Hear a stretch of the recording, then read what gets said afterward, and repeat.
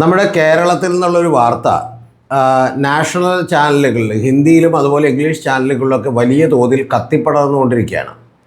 ആ വാർത്ത പാലക്കാട് പുതുനഗരത്തിൽ ഒരു പുതിയ ജിം തുടങ്ങുന്നതുമായി ബന്ധപ്പെട്ടാണ്. ശരിക്കും പറഞ്ഞാൽ അതൊരു പുതിയ ജിമ്മല്ല, 15 കൊല്ലമായി പ്രവർത്തിച്ചുകൊണ്ടിരിക്കുന്ന ജിമ്മാണ്. ആ ജിം ഇപ്പോൾ പുതിയൊരു ബ്രാൻഡിങ്ങിൽ തുടങ്ങുകയാണ്. ആ ബ്രാൻഡ് എന്ന് പറയുന്നത് ഇസ്ലാമിക് ഫ്രണ്ട്ലി ജിം എന്നാണ്. എന്ന് പറഞ്ഞാൽ ഏതാണ്ട് ശരിയ ലോകളൊക്കെ അനുസരിച്ച് നടത്തപ്പെടുന്ന ഒരു ജിമ്മായിരിക്കും എന്നുള്ളതാണ് അതിൻ്റെ ഓണറായിട്ടുള്ള നവാസ് മുത്തു പറയുന്നത്. അപ്പോൾ ആദ്യമേ തന്നെ ഇതുമായി ബന്ധപ്പെട്ട് ഇൻസ്റ്റാഗ്രാമിൽ പുള്ളി ഒരു വീഡിയോ ഇട്ടിട്ടുണ്ടായിരുന്നു. ആ വീഡിയോയുടെ താഴെ കുറച്ച് പ്രശ്നങ്ങളൊക്കെ വന്നപ്പോഴേക്കും പുള്ളി ആ വീഡിയോ പിൻവലിച്ചു.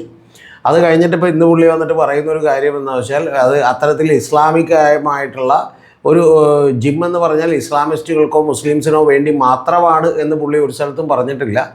പക്ഷേ പ്രധാനപ്പെട്ട കാര്യമെന്ന് പറയുന്നത് അത് ഇസ്ലാമിക് ഫ്രണ്ട്ലി ആയിട്ടുള്ള ശരിയ ലോ അനുസരിച്ചിട്ടുള്ള ഒരു ജിമ്മായിരിക്കും എന്നുള്ളതാണ്.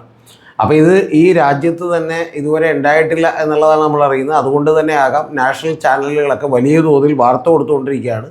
അപ്പോൾ ചില ചാനലുകൾ ഇപ്പോൾ തന്നെ VHPയുടെ ആളുകളും അതുപോലെ തന്നെ മറ്റു പല പ്രോ ഹിന്ദുത്വ അജണ്ടയുള്ള സംഘടനകളൊക്കെ വന്ന് പ്രതികരിക്കാൻ തുടങ്ങിയിട്ടുണ്ട്. ഇത് ഈ നാടിനെ കുട്ടിച്ചോറാക്കാനാണെന്ന്.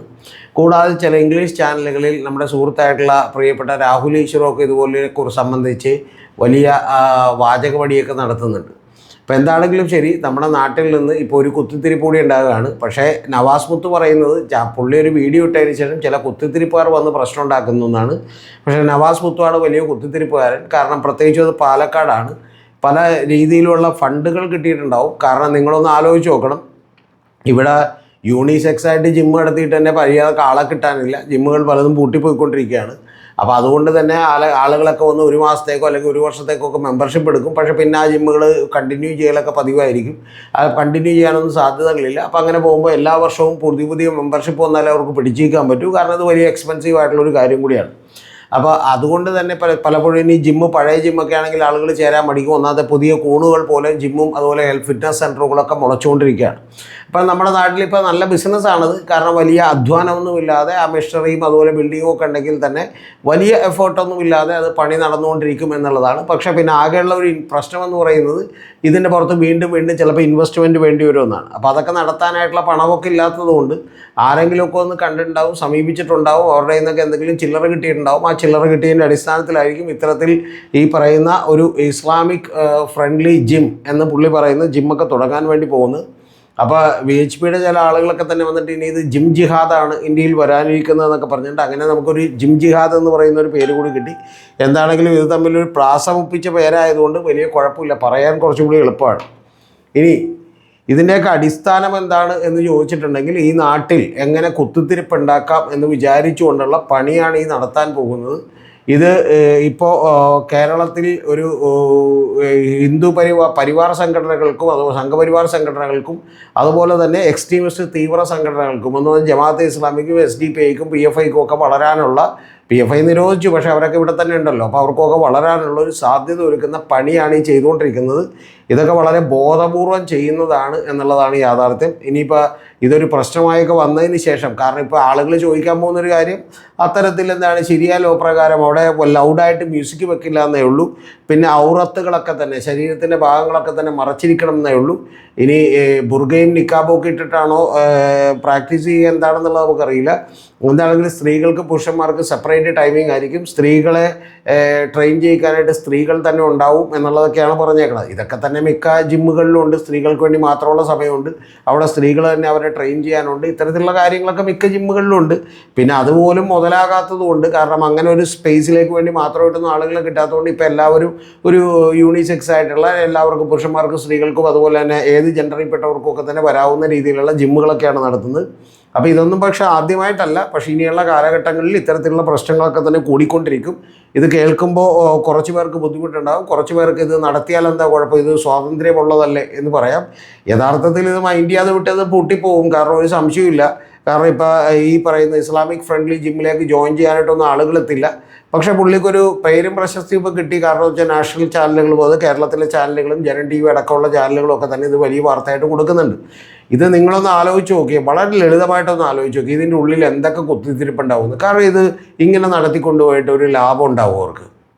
അവർ മെഷീനറി എടുത്തു വെച്ചു, പ്ലേസ് എടുത്തു വെച്ചു, സ്ഥലം എടുത്തു വെച്ചു. അവിടെ മുസ്ലിം സമുദായത്തിൽ നിന്നുള്ള ആളുകൾ മാത്രം വന്നാൽ മതി എന്ന് പറഞ്ഞിട്ടുണ്ടെങ്കിൽ എത്ര പേര് വന്ന് ജോയിൻ ചെയ്യും, എത്ര പേര് വന്ന് അവിടെ എക്സസൈസ് ചെയ്യും? ഒന്നാമത്തെ അതിൽ നിന്നുള്ള സ്ത്രീകളൊക്കെ വരാനുള്ള സാധ്യത കുറവാണ്. അങ്ങനെ ഒരു കൾച്ചറിലേക്ക് അവർ വന്നിട്ടില്ല. അപ്പോൾ വളരെ കുറഞ്ഞ ആളുകൾ തന്നെയായിരിക്കും വരിക. സ്വാഭാവികമായിട്ട് അത് പൂട്ടിപ്പോകും. അപ്പോൾ പിന്നെ ഇതിൻ്റെ പിന്നിലുള്ള ലക്ഷ്യം എന്താണ് എന്നാണ് ഗവൺമെൻറ് അന്വേഷിക്കേണ്ടത്. യഥാർത്ഥത്തിൽ നവാസ് മുത്തുവിൻ്റെയോ അദ്ദേഹത്തിൻ്റെ സുഹൃത്തുക്കളുടെയോ ബന്ധുക്കളുടെയൊക്കെ ബാങ്ക് അക്കൗണ്ടുകളും ബാക്കിയുള്ള ഡീറ്റെയിൽസും അടക്കം പരിശോധിക്കണം. ഇത് എവിടെ നിന്നാണ് ഇപ്പോൾ അദ്ദേഹത്തിന് റിനോവേറ്റ് ചെയ്യാൻ പണം കിട്ടിയത്, എവിടെ നിന്നാണ് ഈ പറയുന്ന ഐഡിയ കിട്ടിയത്, ഇത്തരത്തിലുള്ള ഒരു ബ്രാൻഡിങ് കിട്ടിയതെന്ന് നമ്മളൊന്നും ആലോചിക്കണം.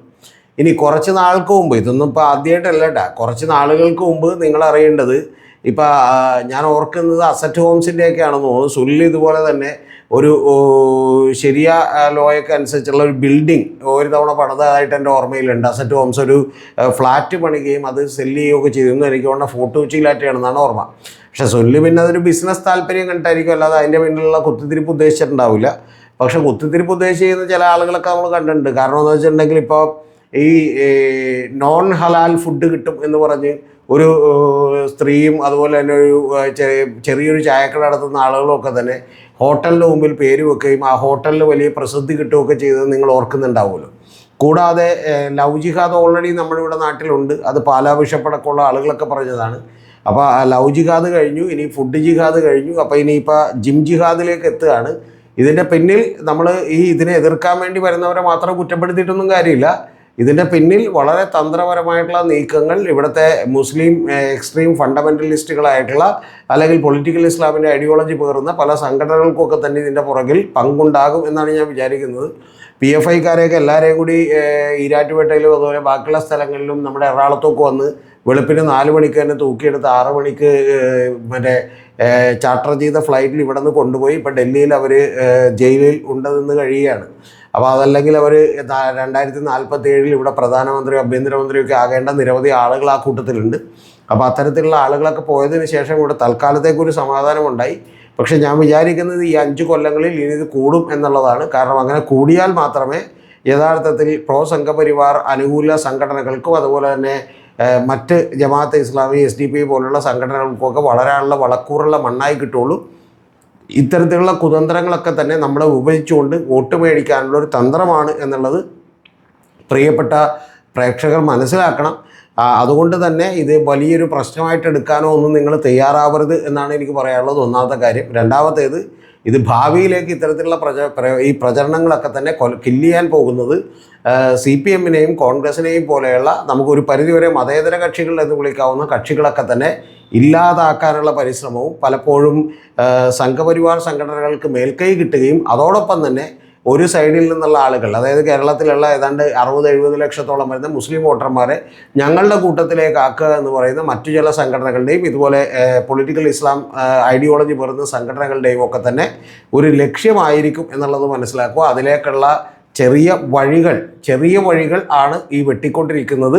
ഈ ജിമ്മും അതുപോലെ തന്നെ ഇനി ഹലാലും അതുപോലെ തന്നെ നോൺ ഹലാൽ ഭക്ഷണങ്ങൾ അടക്കുന്ന ചായക്കടയും അതുപോലെ തന്നെ നിരവധി കാര്യങ്ങളൊക്കെ. നോൺ ഹലാൽ അടക്കുന്ന ഭക്ഷണം കൊടുക്കുമെന്ന് പറഞ്ഞൊരു ചായക്കട തുടങ്ങിയിട്ട് എന്തായെന്ന് നമുക്കറിയില്ല. ആ ചായക്കട പൂട്ടിപ്പോയിട്ടുണ്ടാവും.